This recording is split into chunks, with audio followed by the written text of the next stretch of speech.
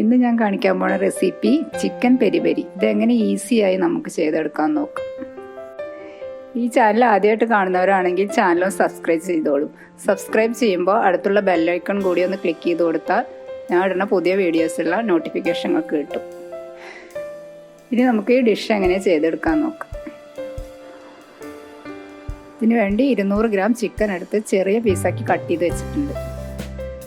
ഇനി നമുക്ക് ഇതിനു വേണ്ട മസാല റെഡിയാക്കി എടുക്കാം.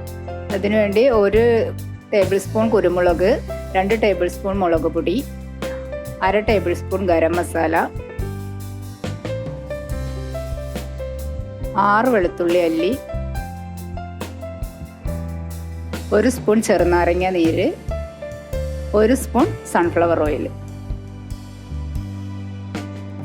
നന്നായി അരച്ചെടുക്കണം. ഇനി നമ്മൾ എടുത്തു വെച്ചിരിക്കുന്ന ചിക്കനിലേക്ക് ആവശ്യത്തിന് ഉപ്പ് ചേർത്ത് കൊടുക്കുക.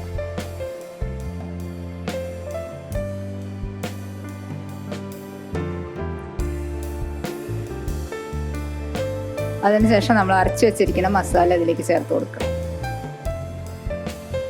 നല്ലോണം മിക്സ് ചെയ്യാം.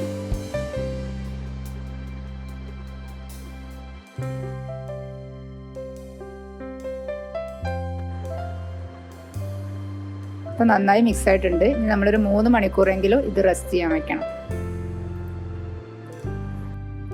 ഇപ്പോൾ ചിക്കൻ റെസ്റ്റ് ചെയ്ത് 3 മണിക്കൂറായിട്ടുണ്ട്. ഇനി നമുക്ക് തവ അടുപ്പത്ത് വെക്കാം. ഇത് നോർമൽ തവയാണ് ഞാൻ എടുത്തിരിക്കുന്നത്, ഗ്രിൽ തവയൊന്നുമല്ല, സാധാ തവയാണ്. അതിലേക്ക് ചിക്കൻ നന്നായി വെച്ച് കൊടുക്കാം.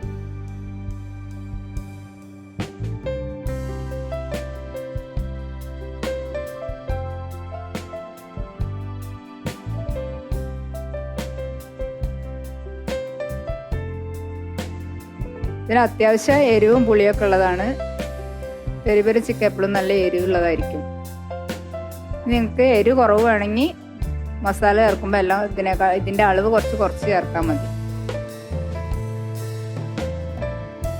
കരിഞ്ഞു പോവാതിരിക്കാൻ പ്രത്യേകം ശ്രദ്ധിക്കണം. തിരിച്ചു മറിച്ചിട്ട് കൊടുത്തുകൊണ്ടേ ഇരിക്കണം. അപ്പോഴാണ് 4 ഭാഗവും നന്നായി വെന്ത് വരുള്ളൂ.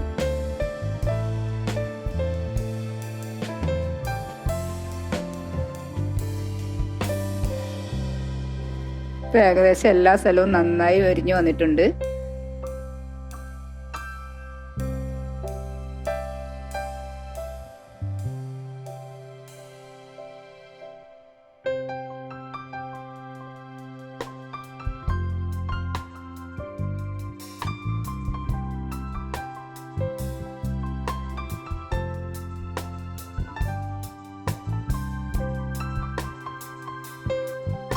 നമുക്കിത് ഒരു സ്റ്റിക്കിൽ വേണമെങ്കിൽ കോർത്തെടുക്കാം. ഇപ്പോൾ പെരിപെരി ചിക്കൻ റെഡി ആയിട്ടുണ്ട്. ഇതിൻ്റെ കൂടെ കഴിക്കാനുള്ള ചട്നിയുടെ റെസിപ്പി താഴെയുള്ള ഡിസ്ക്രിപ്ഷൻ ബോക്സിൽ ഇട്ടിട്ടുണ്ട്.